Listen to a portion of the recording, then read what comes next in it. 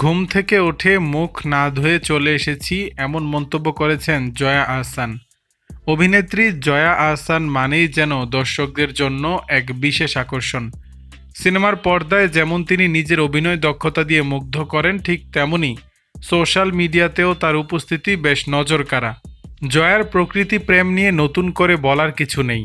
এবার শেয়ার করা এক ভিডিওতে দেখা যায় বাহারি ছাদ বাগানে নানা ধরনের গাছগাছালি আর সবুজের সমারোহে ভরে আছে জয়ার ছাদ।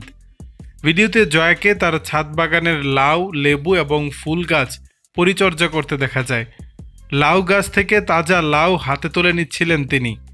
এই সময়ই অকপটে হাসতে হাসতে জয়া বলেন, সকালবেলা ঘুম থেকে উঠে মুখ না ধুয়ে চলে এসেছি, আমার মাথায় তেল।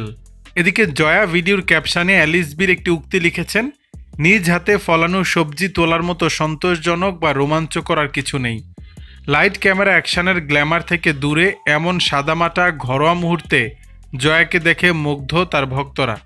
তারকা হওয়া সত্ত্বেও প্রকৃতির প্রতি তার ভালোবাসা এবং নিজেকে আড়াল না করার এই ভঙ্গিটি মন ছুঁয়ে গেছে নেটিজেনদের। গাছ পরিচর্যার ফাঁকে জয়া জানান, বাগানের একটি বিশেষ লেবু গাছ তাকে উপহার দিয়েছিলেন তাদের লাইটম্যান নান্নু ভাই, যা তিনি এনেছিলেন বাগেরহাট থেকে। এছাড়া ভিডিওতে জয়া তার ফুল গাছের মরে যাওয়া ফুল এবং ছোট শিম গাছের কথা উল্লেখ করেন। দর্শক, বিষয়টি নিয়ে আপনাদের মতামত জানাবেন নিচের কমেন্ট বক্সে।